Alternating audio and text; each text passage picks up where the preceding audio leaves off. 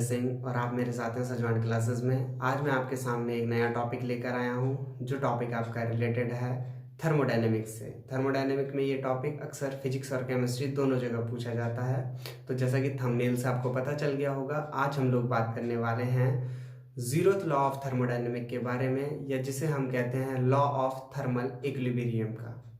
तो चलिए बात कर लेते हैं लॉ ऑफ थर्मल इक्विलिब्रियम पे।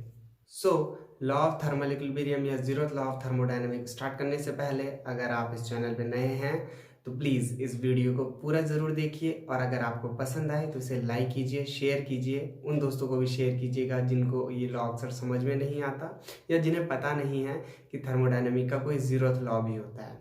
ठीक है, तो लाइक कीजिए, शेयर कीजिए और सब्सक्राइब कीजिए। बने रहिए हमारे साथ, क्योंकि हम बहुत जल्दी थर्मोडायनेमिक के अदर लॉ को भी एक्सप्लेन करने वाले हैं। तो चलिए बात कर लेते हैं जीरोथ लॉ ऑफ थर्मोडायनेमिक के बारे में।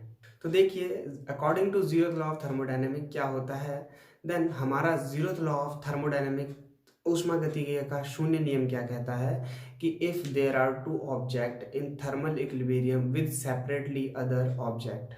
ठीक है, अगर दो ऑब्जेक्ट हैं और वो किसी तीसरे ऑब्जेक्ट के साथ थर्मल इक्विलिब्रियम में है। मान लिया हमारे पास एक कोई ऑब्जेक्ट है और ये थर्मल इक्विलिब्रियम में है किसी ऑब्जेक्ट सी के।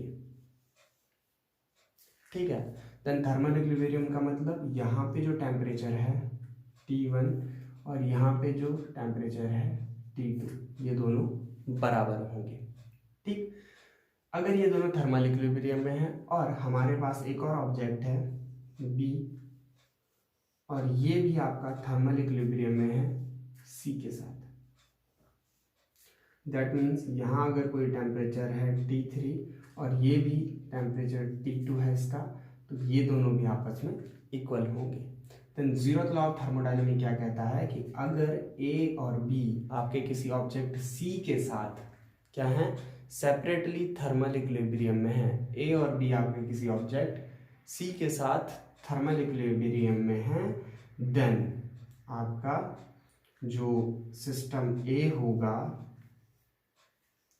वो थर्मल इक्विलिब्रियम में होगा B के साथ, या ये कह सकते हैं कि आपका जो A और B होंगे ये दोनों भी आपस में थर्मल इक्विलिब्रियम में होंगे, and T1 should be equal to T3।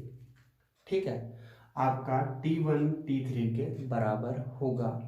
ये स्टेटमेंट आपका जीरोथ लॉ ऑफ थर्मोडायनेमिक का है। ऊष्मागतिकीय का शून्य नियम क्या कहता है कि अगर दो ऑब्जेक्ट सेपरेटली थर्मल इक्विलिब्रियम में हैं, then they must be in thermal equilibrium with each other.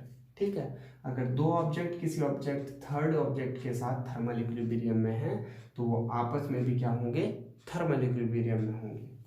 ठीक, तो आपका ये जीरोथ लॉ ऑफ थर्मोडायनेमिक कहता है according to zeroth law of thermodynamic, if two systems are in thermal equilibrium with a third system, then they are also in thermal equilibrium with each other. ठीक है, आपका zeroth law of thermodynamic क्या कहता है कि दो अगर object अलग अलग थर्मल इक्विलिब्रियम में हैं तो वो आपस में भी थर्मल इक्विलिब्रियम में होंगे।